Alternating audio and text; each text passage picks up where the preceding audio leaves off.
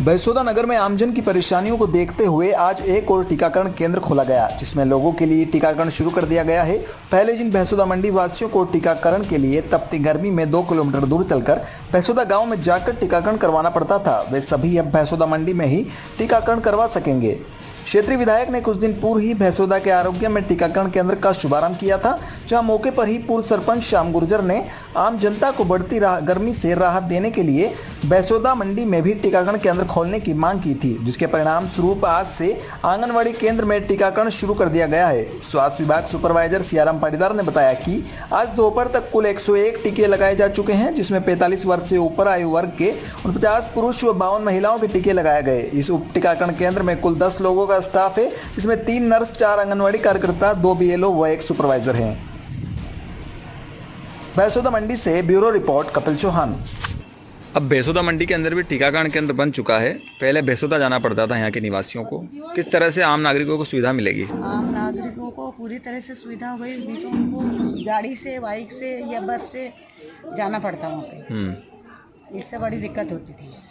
अब यहीं पर रहकर टीका करवा सकते हैं। यहीं पे रहकर टीका करवा सकते हैं और यहाँ सेफ्टी ज़्यादा रहेगी टीकाकरण में, क्योंकि वहाँ से टीका लगा के आने वाले को कभी रास्ते में कभी कोई दिक्कत आ जाए तो उनको परेशानी नहीं होती। आपने टीकाकरण करवा लिया? हाँ ठीक है, मैंने करवा लिया आज। अभी कैसा महसूस कर रहे हैं आप? अच्छा, ठीक महसूस कर रही हूँ। आज बुधवार को विश्व स्वास्थ्य दिवस के अवसर पर सुयस हॉस्पिटल एंड रिसर्च सेंटर व डायमंड नर्सिंग कॉलेज के तत्वाधान में नगर परिषद बरसोदा के परिसर में निःशुल्क परामर्श शिविर आयोजित किया गया, जिसमें निःशुल्क जांच व दवाइयों का वितरण किया गया एवं नर्सिंग कॉलेज के छात्र छात्राओं द्वारा घर घर जाकर लोगों को कोरोना से बचाव हेतु समझाइश की, साथ ही मास्क और सैनिटाइजर का वितरण भी किया। शिविर में स्त्री रोग विशेषज्ञ डॉक्टर चेतना दादीज, फिजिशियन डॉक्टर विवेकाचार्य, डॉक्टर महेंद्र, चर्म रोग विशेषज्ञ वीरेंद्र पाटीदार, फिजियोथेरेपिस्ट डॉक्टर गोविंद पाटीदार ने अपनी सेवाएं दी। डॉक्टर प्रशांत बगेरवाल ने ग्रामीण जनों को शिविर के लिए प्रेरित किया। अस्पताल संचालक हाजी फकरुद्दीन ने शिविर हेतु विशेष सहयोग किया। अस्पताल प्रबंधक सुधीश शर्मा ने जानकारी देते हुए बताया कि शिविर का मुख्य उद्देश्य ग्रामीण जनों को कोरोना महामारी की विकट परिस्थिति में स्वास्थ्य लाभ देना है। इस अवसर पर डायमंड नर्सिंग कॉलेज के प्राचार्य आलोक शर्मा, आवेश कुरैशी उपस्थित रहे। बरसोदा से bureau report Kapil Chauhan. Sir, जिस तरह से आज विश्व स्वास्थ्य दिवस के अवसर पर 1 दिवसीय निःशुल्क शिविर रखा गया है, क्या क्या सुविधाएं यहाँ पर उपलब्ध करवाई जा रही है आम नागरिकों को? सर, चूँकि आज विश्व स्वास्थ्य दिवस है और आज से हम चाहते हैं कि जो हमारे नागरिक हैं, हमारे आसपास के क्षेत्र के जो लोकल लोग हैं, उनको हम स्वास्थ्य सुविधाएं दे पाएँ, उनका परीक्षण कर पाएँ। इस उद्देश्य से हमारे अस्पताल सुयस हॉस्पिटल रिसर्च सेंटर और डायमंड नर्सिंग कॉलेज के तत्वाधान में एक शिविर आयोजित किया गया, जिसमें स्त्री रोग विशेषज्ञ doctor Chetna Dadhich, general physician doctor Vivekacharya, dermatologist doctor Virendra Patidar और एक फिजियोथेरेपिस्ट डॉक्टर गोविंद पाटीदार और हमारे सर्जन हैं डॉक्टर आमिर पठान, उनके द्वारा यहाँ पे जो हमारे मरीज आए हैं यहाँ पे उनका परीक्षण किया गया है। आपका? डॉक्टर चेतना दादीज। डॉक्टर चेतना, जिस तरह से आज निःशुल्क 1 दिवसीय शिविर का आयोजन किया गया है बरसोदा नगर परिषद में, किस तरह से स्त्रियों को लाभ दिलवाने का प्रयास किया जा रहा है? ये हमारा एक निःशुल्क, विशाल तो नहीं कहेंगे, लेकिन एक निःशुल्क शिविर लगाया गया है, जिसमें जो महिलाएं अभी कोरोना की वजह से प्रेगनेंसी में हैं या दूध पिलाती माता हैं या धात्री माता हैं, वो घर से नहीं निकल पाती हैं डर के मारे, तो हम लोगों ने सोचा कि हम उनके द्वार पे जाके और अपनी सेवाएं प्रोवाइड कराएं। उनको बताना, हमारा जो सुयस हॉस्पिटल का सबसे बड़ा ध्येय ये है कि मातृ मृत्यु दर और बच्चों की मृत्यु दर को कमी करना। हमारा उद्देश्य पैसा नहीं है, हमारा उद्देश्य निःशुल्क सबकी सहायता करना है और निःशुल्क कम पैसों में अधिक उपचार करना है। हमारे 1 दिवसीय जो निःशुल्क स्वास्थ्य शिविर यहाँ पर आयोजन किया गया है, इसका किस तरह से आम नागरिकों को इसका सीधा लाभ मिलेगा?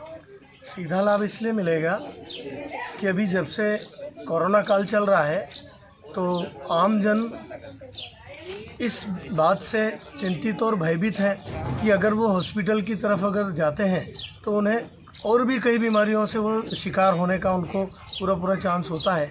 इसलिए हर आदमी अपनी अपनी कई तरह की बीमारियों को दबाकर घर में बैठा हुआ है। इसलिए आज जो विश्व स्वास्थ्य दिवस है, इस पर हमारे जो सुयस हॉस्पिटल है, इसके मैनेजिंग कमेटी ने ये डिसाइड किया क्यों ना हम 1 दिन का निःशुल्क जांच केंद्र एवं निशुल्क दवा वितरण और निशुल्क परामर्श हम प्रदान करें। उससे लोगों की सब तरह की जो समस्याएं हैं, स्वास्थ्य समस्याएं, उसका निवारण हो सके। और क्या क्या एक्टिविटीज़ की गई इसमें, जैसे शहर में घूम करके कुछ मार्क्स वगैरह भी बांटे हैं? हाँ, इसमें हम लोगों ने अभी पूरे भैंसुदा नगर परिषद में है, जो कि भैंसुदा गांव वाला जो क्षेत्र है, इसमें अभी सभी को मास्क बांटे गए।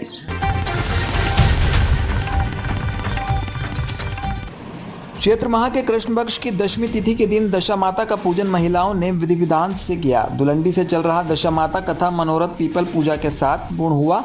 दशा माता पूजन कल किया गया। पंडित के अनुसार दशा माता पूजन और व्रत परिवार को समस्याओं से मुक्ति प्रदान करने के साथ साथ सुख समृद्धि और सफलता देने वाला होता है। परिवार में आर्थिक स्थिति सुधारने और सुख शांति के लिए महिलाएं दशा माता की पूजा करती है। पंडित के अनुसार इस दिन महिलाओं ने कच्चे सूत का 10 तार का डोरा लाकर उसमें 10 गांठ लगाया और पीपल वृक्ष की कुमकुम, मेहंदी, लच्छा, सुपारी आदि से पूजा के बाद वृक्ष के सूत लपेटा। पीपल के पेड़ की पूजा के साथ सी डोरे की पूजा करने के बाद पूजा स्थल पर राजा नल और रानी दमयंती की कथा सुनी। इसके बाद इस डोरे को गले में बांधा। पूजन के बाद महिलाएं घर पर हल्दी कुमकुम के छापे लगाए। व्रत रखते हुए एक ही समय पर भोजन ग्रहण किया। भोजन में नमक का प्रयोग नहीं किया। इस दिन घर की साफ सफाई करके अटाला कचरा सब बाहर फेंकने से घर की दशा सुधरती है। दशा माता का व्रत जीवन में जब तक शरीर साथ दे तब तक किया जाता है। साथ ही सफाई से जुड़े सामान यानी झाड़ू आदि खरीदने की परंपरा है। मान्यता है कि दशा माता व्रत को विधि विधान से पूजन व्रत करने पर 1 साल के भीतर जीवन से जुड़े दुख और समस्याएं दूर हो जाती है। चित्तौड़गढ़ से पंकज नीडर, पंकज राज की खबर। काजल की काल का लगा था, वहाँ लगाया खाली सोनपुर में भी।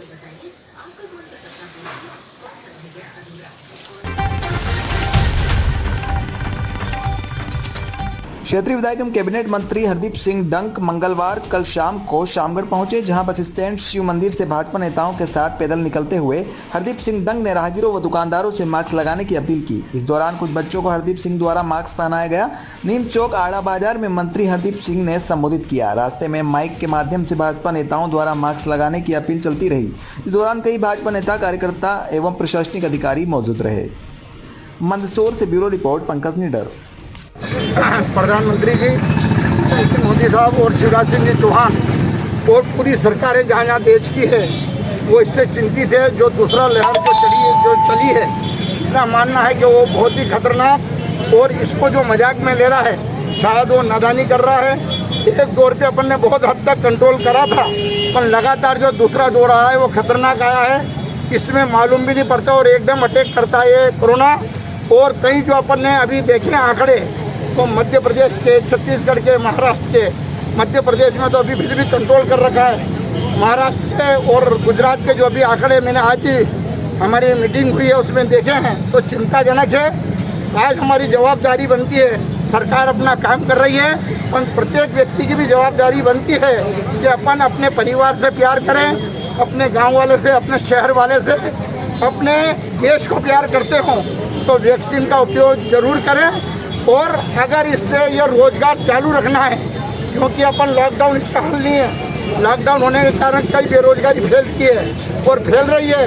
अगर आप उस लॉकडाउन से बचना चाहते हैं तो मास्क का उपयोग करें, सोशल डिस्टेंसिंग का पालन करें, और मुझे विश्वास है कि पूरा क्षेत्र हमारा कोरोना को हराएगा।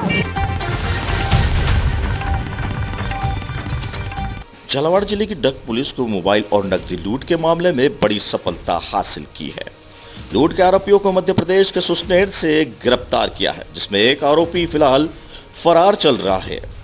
थानाधिकारी बनलाल चौधरी ने बताया कि 2 महापुरुष क्षेत्र के गणेशपुरा निवासी प्रभुलाल से अज्ञात बाइक सवार 2 लोगों ने 380 रुपए सहित मोबाइल लूट की घटना को अंजाम दिया था, जिस पर डग पुलिस की टीम गठित कर आरोपियों की तलाश शुरू की, जहां मुखबिर की सूचना और तकनीकी सहायता से लूट के आरोपी सुसनेर मध्य प्रदेश निवासी नबीश खान से गहनता से पूछताछ की, जिससे घटना को अंजाम देने स्वीकार किया।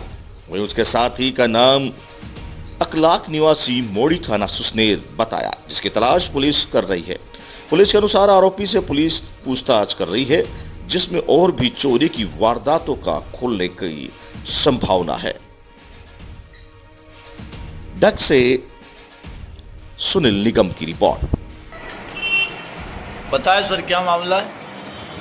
दिनांक 4/2/21 को फरियादी अपने प्रभुलाल मेहर निवासी गणेशपुरा थाने पर उपस्थित होकर उसने रिपोर्ट दर्ज की कि मैं रोजाना की तरह खेत पर जा रहा था, तो समय 8 बजे करीब 2 व्यक्ति मोटरसाइकिल से आए, जिन्होंने उसके जेब में रखे 1380 रुपये और एक मोबाइल छीन लिया। मोबाइल छीन कर वो बगैर, ये घटना 2 तारीख की थी।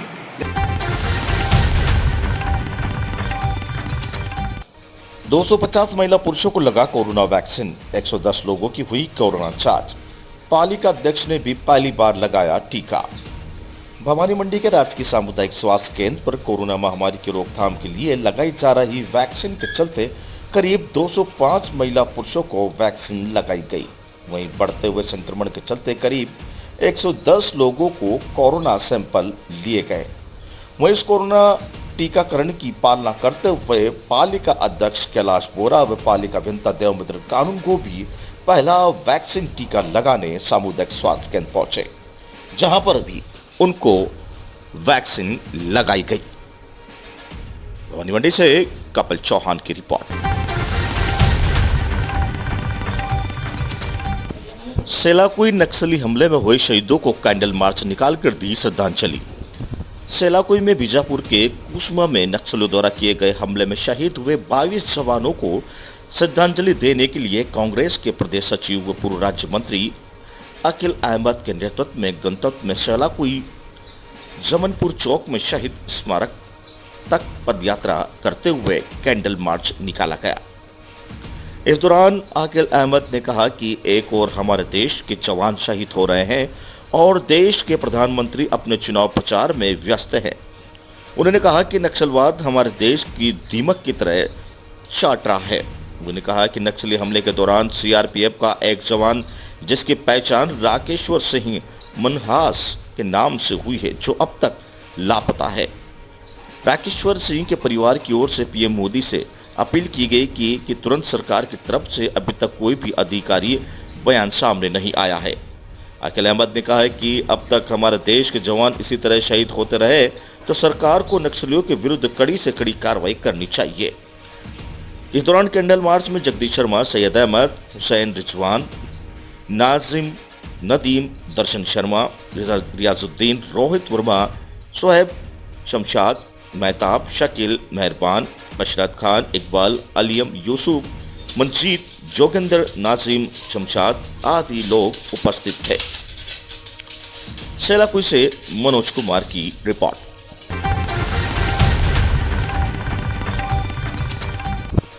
व्यापार मंडल के चुनाव 11 अप्रैल को 5 प्रत्याशी अध्यक्ष पद के लिए मैदान में।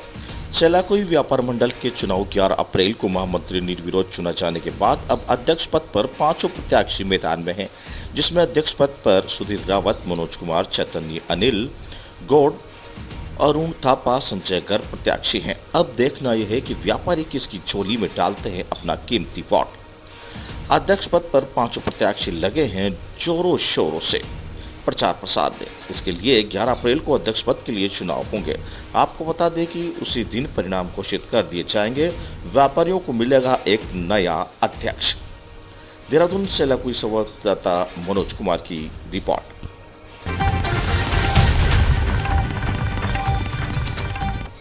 एएसआई कंपनी रामगंज मंडी कर रही है सहायक श्रम आयुक्त कोटा के आदेशों की अवहेलना। हिंद मजदूर सभा के संलग्न राजस्थान माइंस वर्कर्स यूनियन द्वारा खदान श्रमिकों की समस्या के निराकरण के लिए एएसआई कंपनी लिमिटेड रामगंज मंडी के समक्ष 20 अप्रैल को अनिश्चितकालीन हड़ताल पर जाने का फैसला लिया गया है। राजस्थान माइंस वर्कर्स यूनियन के महामंत्री मुकेश गालव ने बताया कि खदान श्रमिक कई सालों से अनेक समस्याओं से परेशानियों का सामना करना पड़ रहा है। खदान मालिकों द्वारा श्रमिकों का शोषण किया जा रहा है, जिसमें एएसआई कंपनी की गलती की वजह से एनजीटी की एनओसी नहीं मिलने पर 56 दिन का श्रमिकों का वेतन नहीं दिया गया है, जबकि कंपनी के अधिकारियों को वेतन का भुगतान दिया गया है। कोरोना महामारी के कारण लॉकडाउन पर पेमेंट नहीं दिया गया है। जो माइंस 6 मीटर से ज़्यादा गहरी हो उसमें काम करने वाले श्रमिकों को माइंस एक्ट के अनुसार बिलो ग्राउंड का भुगतान कंपनी द्वारा नहीं दिया जा रहा है। एसआई कंपनी लिमिटेड में कार्यरत स्थायी व अस्थायी श्रमिकों को वेतन लिप्स नहीं दी रही है, जबकि यूनियन तथा सहायक श्रम आयुक्त केंद्रीय के समक्ष समझौता हुआ है कि सभी श्रमिकों को वेतन स्लिप दी जाए। कंपनी द्वारा सहायक श्रम आयुक्त केंद्रीय के आदेशों की अवहेलना कर रही है। अस्थायी श्रमिक पर हर वर्ष 5% की वेतन वृद्धि होती थी। पिछले 2 वर्षों से वेतन वृद्धि नहीं दी जा रही है, न ही महंगाई भत्ते का भुगतान दिया जा रहा है। एएसआई कंपनी द्वारा श्रमिकों को सेफ्टी उपकरण नहीं दिए जा रहे हैं, जिससे आए दिन श्रमिक दुर्घटना हो रही है। जब किसी अधिकारी का निरीक्षण होता है तब श्रमिकों को सेफ्टी उपकरण दे दिए जाते हैं। अधिकारियों के आने के बाद उन्हें वापस ले लिए जाते हैं। आए दिन श्रमिक दुर्घटनाग्रस्त चोटग्रस्त हो जाते हैं। खदान में अस्थायी श्रमिकों के हर वर्ष 5% की वेतन वृद्धि दी जाती थी, जो पिछले कई वर्षों से नहीं दी जा रही है। अस्थायी श्रमिकों को केंद्र सरकार द्वारा देय महंगाई भत्ते का भुगतान नहीं दिया जा रहा है। एएसआई कंपनी की मैकेनाइजेशन वर्कर विभाग के कर्मचारियों पिछले 20 वर्षों से 60 रुपये इंक्रीमेंट में मिलते थे। तब कर्मचारियों को पेमेंट 200 से 500 रुपए दी थी। आज भी महंगाई बढ़ जाने पर भी 60 रुपए मिल लेते हैं। समस्त कर्मचारियों के इंक्रीमेंट नहीं बढ़ाया जा रहा है। एएसआई कंपनी ने नया कानून बनाया है, किसी को छुट्टी चाहिए तो 7 दिन पहले छुट्टी फॉर्म भरें। कर्मचारियों को इमरजेंसी के अति आवश्यक कार्य की छुट्टी पर जाना पड़ता है तो उसकी पेमेंट काट ली जाती है। 7 दिन पहले छुट्टी देने की व्यवस्था हटाया जाए। वहीं कंपनी के कार्यरत श्रमिकों को समय पर पूर्व सेवानिवृत्ति कर दिया जाता है, जैसे कि प्रकरण श्रीमती संतराबाई राजेंद्र गुजर, शाकिर अहमद, महेश कुमार। इसी प्रकार न्यूनतम वेतन ठेका श्रमिकों को अस्थायी करना, ड्राइंग रीडिंग बंद करना, पीएफ फंड की व्यवस्था करना, कार्य के दौरान पीने को स्वच्छ पानी व खाना खाने के लिए टीन शेड इत्यादि की व्यवस्था करना इत्यादि खदान श्रमिकों की समस्याओं को लेकर 20 अप्रैल 2021 को रामगंज मंडी एएसआई कंपनी के गेट पर अनिश्चितकालीन हड़ताल का फैसला लिया गया है। रामगंज मंडी से शाकिर खान की रिपोर्ट।